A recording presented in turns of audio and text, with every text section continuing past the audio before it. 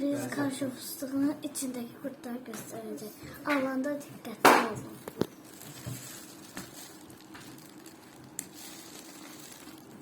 Sonrasın. Bir yasak bir hamsın diyor. Var mı bu? Daha var. Ha, sağ ol diyorsun. Nasıl örttü? Başkasına şükür. Örttü bu.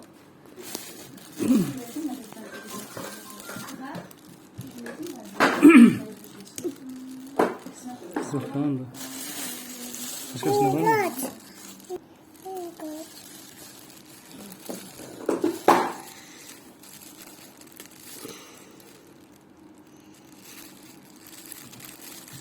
Kurt var. Yok bunda. Bir baksın gerek. Bunda var ya gelsin. Var.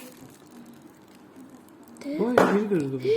Tepe dişinden görebilirim. Yaş kapattın mı? Koklamak. Yedin yoksa? Da. Hadi. Hadi gitti. Havuydu boy. Öldürmem.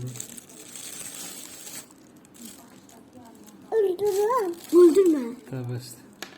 Can. Ham yine bakalım. Öldürme. Hamsında yoksa bezlenir ama. Bezden.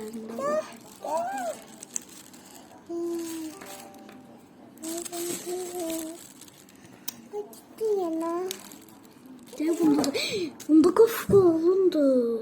Tamam. De. Ya yine Kuru öldü. gitti evet. Ağzına. Hamsında yok ama bezlenir var. Yemin de yokmuş. Azma. Öldürme. Yok bilmiyorum. Hamsında çıkmadı. Bezlendi var. Bezden. Üstüne bakanı bilinmirdi ama. Ancak içindeydi. De bunda var. Öldü de. Öldü de öldü. Öyle sağ oldu. Bu da şeydi bu içmedi.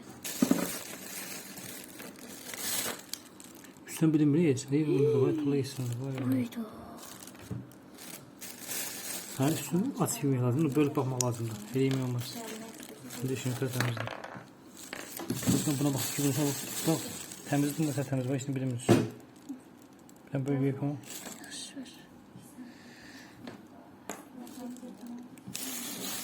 Yok da işte.